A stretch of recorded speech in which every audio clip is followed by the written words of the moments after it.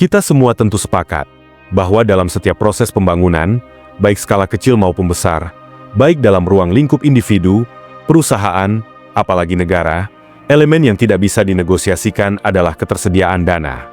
Kita boleh punya mimpi besar, rencana matang, dan niat yang tulus untuk membangun negeri, tetapi tanpa dana atau modal, semuanya akan berhenti di atas kertas. Uang adalah bahan bakar utama pembangunan. Bukan hanya sekadar alat tukar. Uang di era modern berfungsi sebagai pelumas dalam setiap transaksi dan juga sebagai motor penggerak dalam investasi.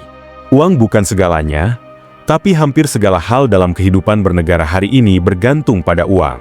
Maka wajar jika dalam konteks pembangunan nasional, negara harus memastikan bahwa kebutuhan akan dana ini tidak boleh menjadi penghambat. Justru sebaliknya, negara harus bisa menciptakan mekanisme keuangan yang sehat, cerdas, dan berdaya guna untuk menopang semua rencana besar dalam membangun bangsa. Negara-negara berdaulat tentu memiliki berbagai opsi untuk mendapatkan dana. Ada pemasukan dari pajak, dividen BUMN, royalti, hingga ekspor. Namun, ketika pemasukan tak mencukupi, opsi yang kemudian ditempuh adalah berutang. Ini sah-sah saja secara teori ekonomi. Semua negara pernah dan mungkin masih berutang, termasuk negara maju. Tetapi, yang membedakan adalah bagaimana utang itu dikelola.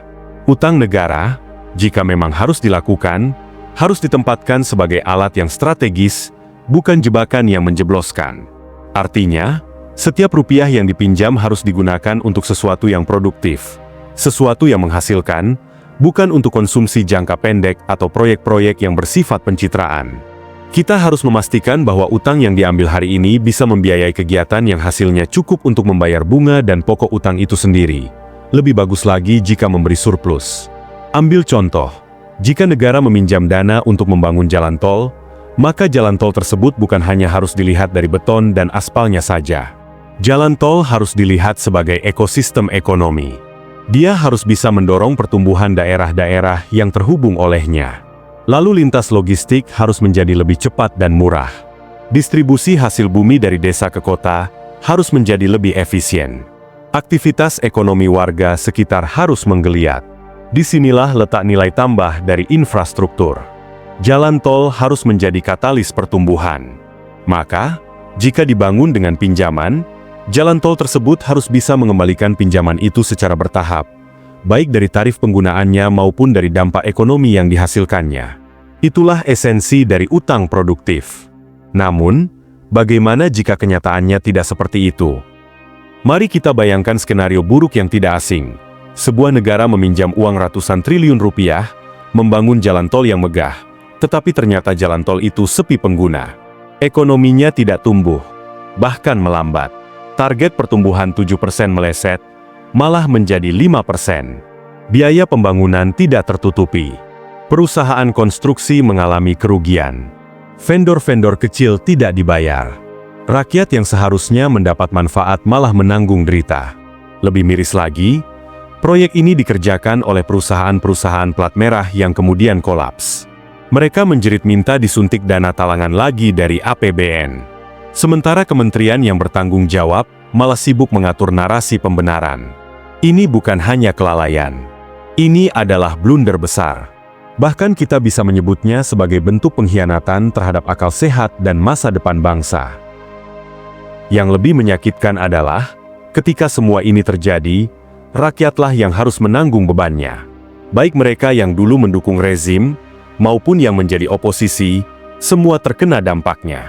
Semua tetap harus membayar pajak. Semua ikut memikul akibat dari kesalahan yang tidak mereka buat.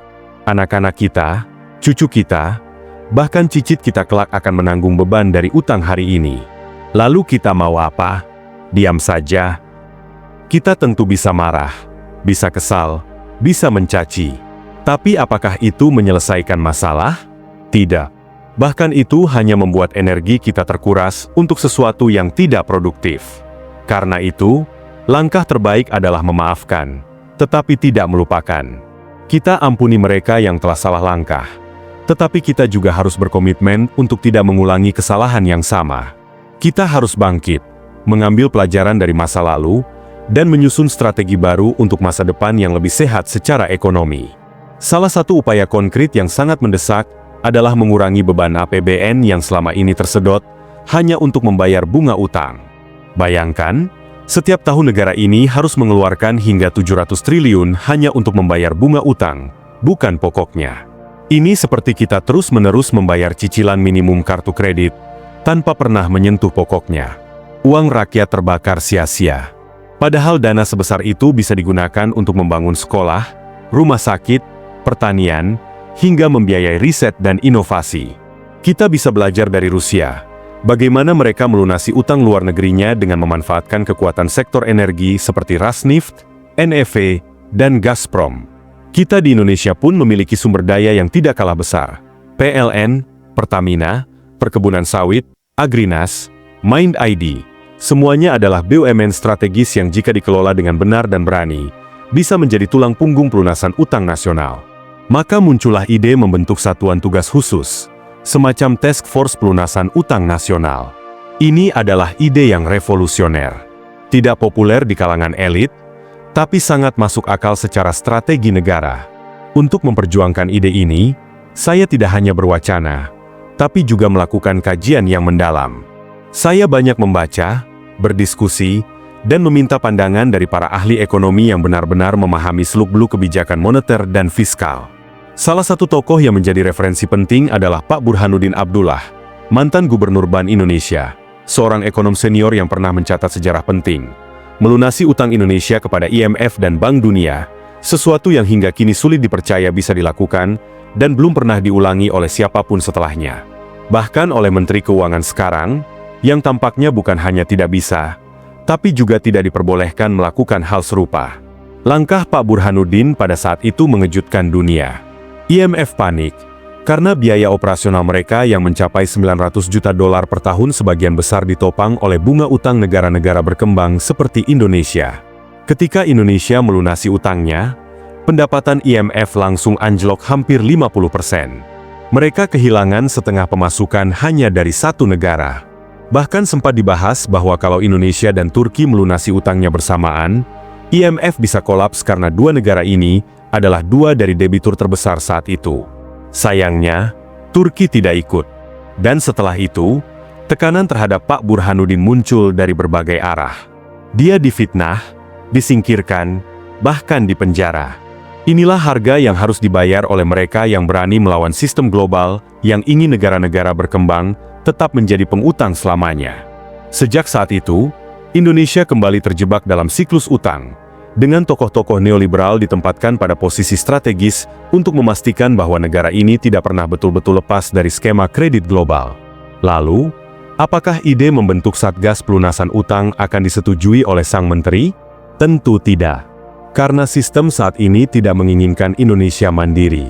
Mereka ingin Indonesia tetap menjadi pasar, tetap menjadi debitur, tetap menjadi penyetor bunga.